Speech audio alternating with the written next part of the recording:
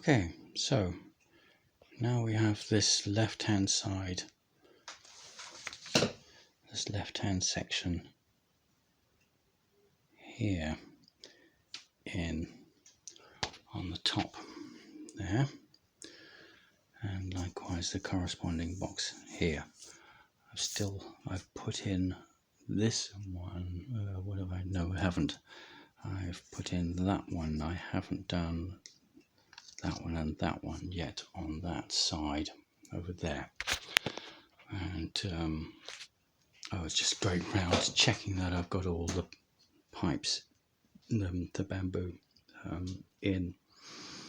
And if you recall, I mentioned that there is a strut missing across here in the actual CAD design between there and there. There's one at the back there, there's one from there to there, there's one from there to there, there's one from there to there, but there's one missing where the passenger's seat, this will be, I think the original idea was that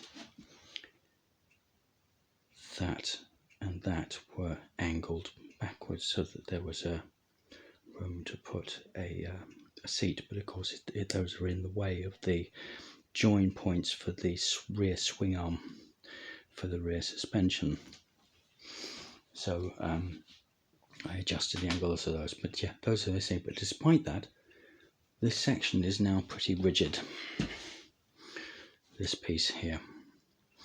And I was just about to congratulate myself when I've completed that and that when I noticed this one was missing. And that's a 54.0 millimeter strut, which we had a 3 millimeter gap here. So I had to tie in some string carefully around. I've done the same thing in the bottom, interestingly. Some string in here, which I just wrapped and tied initially, and then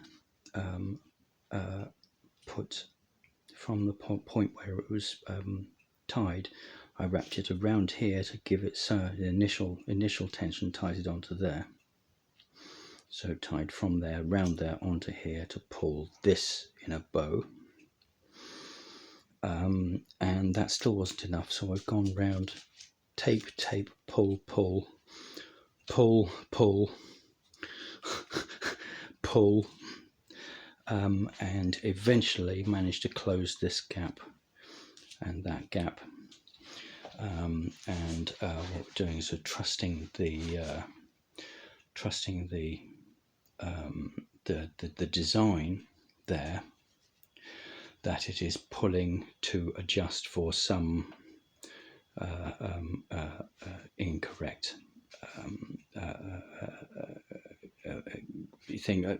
Whenever I've done those, it's the very last ones, and that was certainly the case on the floor and the bonnet parts, that I had to put in string to pull. I had to put string around the entire thing, I think, to pull it into or I think I had to check all the way around and put string in multiple places to pull together and correct. So I think one of them was it was a 15 millimeter gap, and enormous. But you can see what I've done here is pulled across between these. Now the disadvantage of that, I tried with this one, I tried to make sure that it went to a node point. Strictly speaking, I should have only pulled this string over to this node point.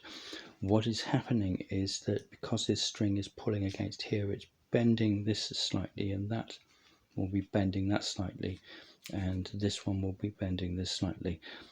I'm going to just let it be. A tiny bend in this results in, because of an angle multiplier, if you even a large amount of an angle here, sign of thing, it doesn't do very much. It's when it gets large that you get the problem. So as long as the angle is theta equals sine theta for small theta. So if you've got, say, a 0.01 angle here, it's going to only be sort of like a 0.01 effect on shortening the distance here, and that I'm not so worried about. If this was bending 2 or 3 centimeters, it would pull in a significant amount at these ends, and that would be some concern. Obviously, when other pieces are in, we can put tape back across and start pulling this in the opposite direction to counter it, if absolutely necessary. But yeah, now that's in, this is